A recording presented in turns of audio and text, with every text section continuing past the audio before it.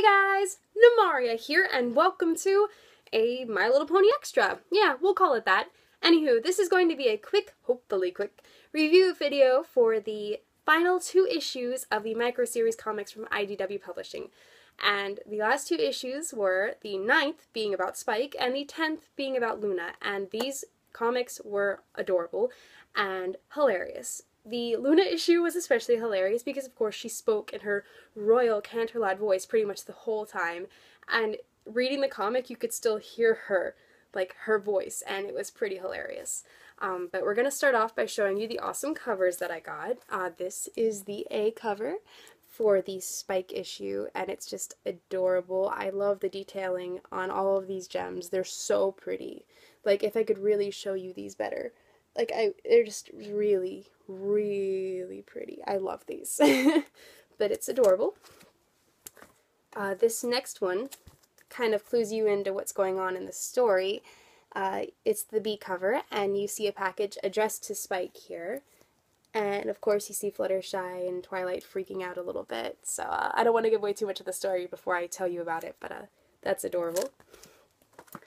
And here is the RI cover.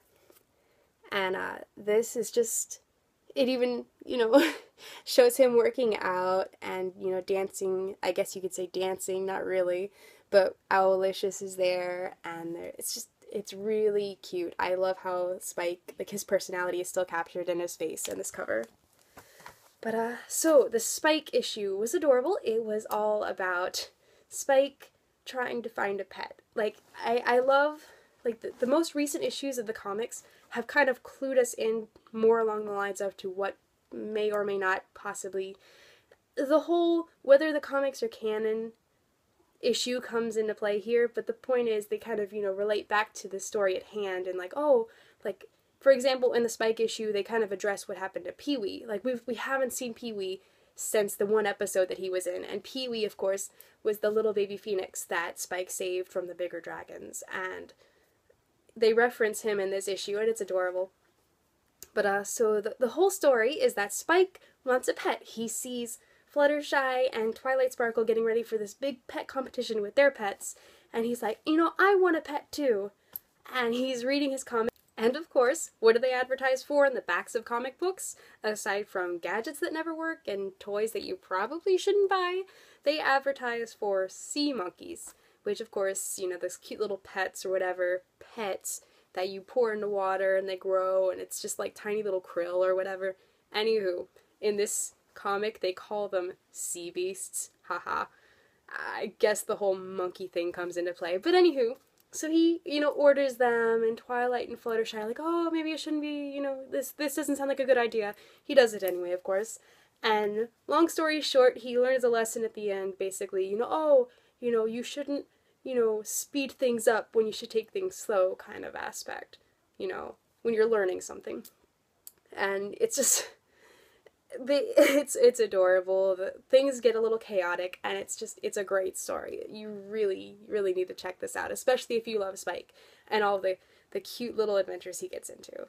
But let's see, the next issue, of course, that I'm going to talk about is the 10th issue, and that is the Luna issue, and oh my gosh, it was hilarious. It was so funny. It was probably like the funniest micro comic I've read out of all of them. I think it's definitely one of my favorites. But here's the A cover for it, and of course it's gorgeous as usual, and this goes alongside the the Celestia issue that they came out with. It has similar artwork, and it's so pretty. Really pretty. And I also love that, of course, it features Cadence. She's a favorite of mine, if you can't tell. And here's the B cover, which is hysterical in itself. It features Luna standing over a bunch of coffee, like coffee pots and coffee cups, and it has her saying, I feel like I can do anything. I'll bet I could fly. And of course we know she has wings, so of course she can fly, but that's how caffeinated she is right now. And of course it features, Celestia saying, I'm switching you to decaf. And I think we could all agree with that. But it's really funny because her eyes are like bloodshot.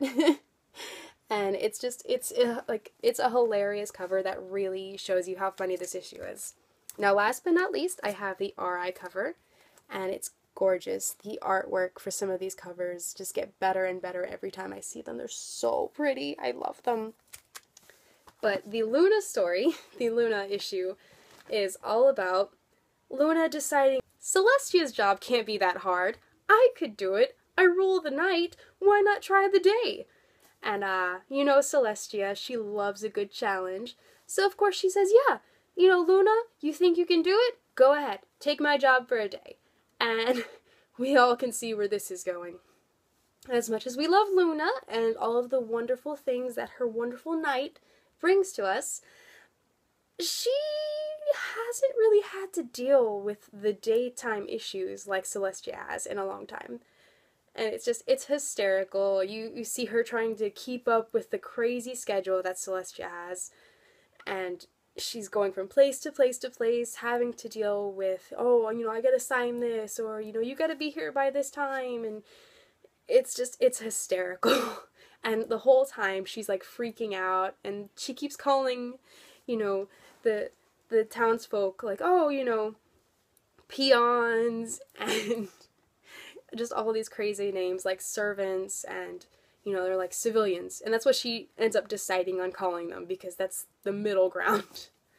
And she ends up playing well, I was gonna say a human game of chess, like a human chess game, but it's not humans, it's a pony chess game. Anywho, it's so much, like, there's so much hilarity, and the Waldo pony shows up again, and of course, the whole time that Luna is freaking out, Celestia has already snuck off to a day spa somewhere in a condemned building, all mysterious-like, and it's hilarious. She's relaxing the whole day away, and Luna is just, if she's not falling asleep, she's freaking out and blowing up at everybody.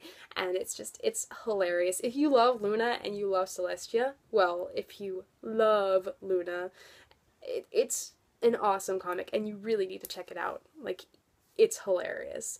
But yeah, that is, you know, my awesome, sort of short, sorry, not really, review of both the 9th and 10th issues of the micro-series comics.